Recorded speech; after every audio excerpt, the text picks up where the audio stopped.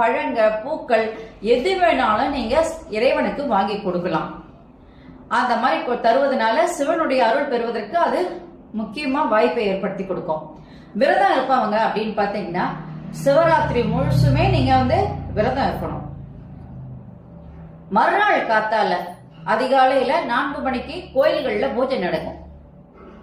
அந்த பூஜையில நீங்க கலந்துக்கிட்டு அங்க தர்ற பூஜையெல்லாம் முடிச்சதுக்கு அப்புறம் ஒரு பிரசாதம் கொடுப்பாங்க. அந்த பிரசாதத்தை நீங்க வாங்கி சாப்பிட்டு உங்க விரதத்தை நீங்க கைவிடலாம்.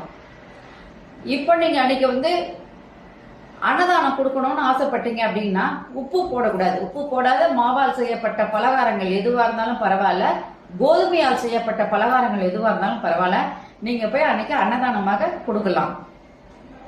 மகா சிவராத்திரி அப்படின்னு சொன்னா தூக்கம் முழிக்கிறது தான் முக்கியமான வேலை. விரதம் இருந்தா தூக்கம் முழிக்கணும். அதனால அந்த ராத்திரி முழுசும் நீங்க இறை வழிபாட்டுல உங்களை ஈடுபடுத்திக்கிட்டு நீங்க கண் விழிக்கலாம்.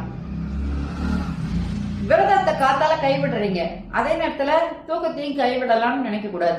மறுநாள் காத்தால முழுவதுமே நீங்க தூக்கம் முழிக்காம நீங்க புதன்கிழமை சிவராத்திரி அப்படின்னா, மகா சிவராத்திரின்னா நீங்க வியாழக்கிழமை அன்னைக்கு சாயங்காலம்